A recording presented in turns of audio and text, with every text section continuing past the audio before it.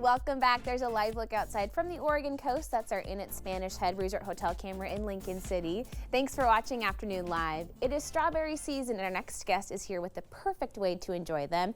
Joining us now with her recipe for strawberry shortcake cookies, we welcome back professional baker Tammy Brennan. It's great to see you. And I'm so glad to be back. Thank you for having me here. What's better than strawberry shortcake, but let's make it a cookie.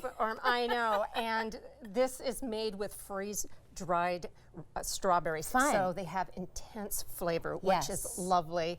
And you don't have to use artificial gelatin like strawberry gelatin like a lot of these recipes have. There you go. So last time I was on here, we made the strawberry cookie has white chocolate chips, and it has the freeze-dried strawberries in it. So this time we're going to finish it. Okay. And this is kind of like the old-fashioned ice cream. Remember when the ice cream trucks would come around and you get the strawberry? Yes. So this is going to be the same topping, but more intense. I love that. Okay. All right. So what I'm going to need you to do, this right in here, I have the confectioner's sugar, and I'm going to have you whisk in some milk and the vanilla and mix it up so it's all nice and smooth. Okay.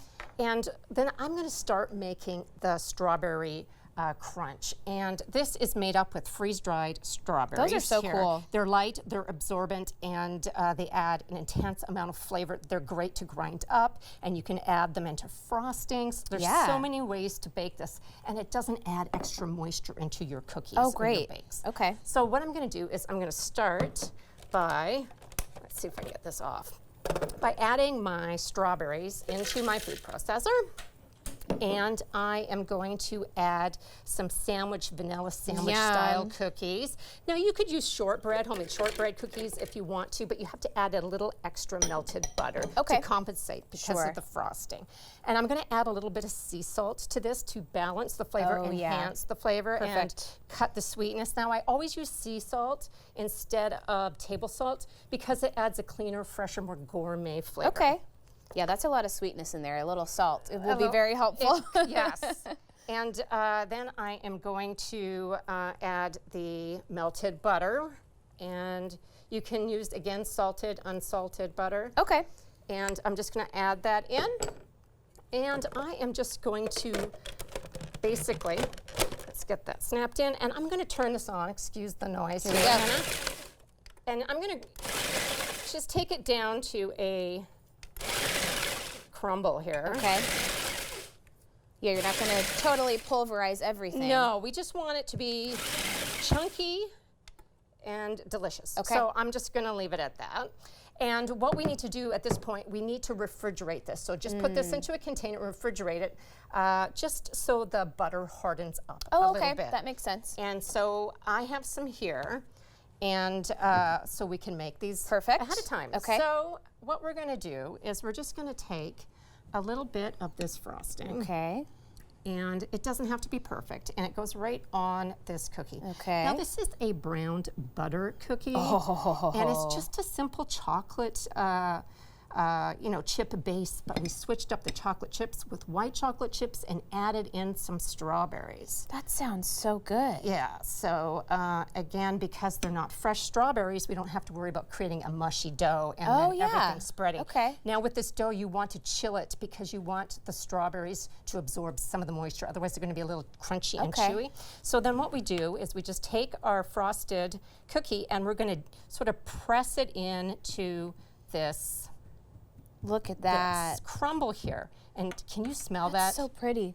Oh, yeah. Yeah, isn't that amazing? That's so bright. So I brought an extra one for you to do. Okay, all right. So you don't have to be perfect, but you just don't want it dripping down the side so when somebody grabs it. Sure. Now these can be packaged. You just leave them out and let the glaze dry. And you can package them and they're easy to transport as well because once the frosting dries, it holds the crumble on top. Okay.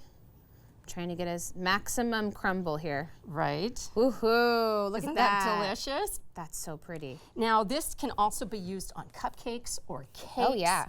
It makes an amazing topping to all your desserts. And what you would do is just take take your frosted cake and just press it around as well. That sounds really or good. Or could you imagine strawberry muffins with this on top? Oh, now you're talking. Over the edge. And so what I also like to do is incorporate different ingredients in different ways. Yeah. So what I have here is a brown butter vanilla bean and a honey brown butter cookie. Oh my gosh. Which I have made. Those are all my favorite things.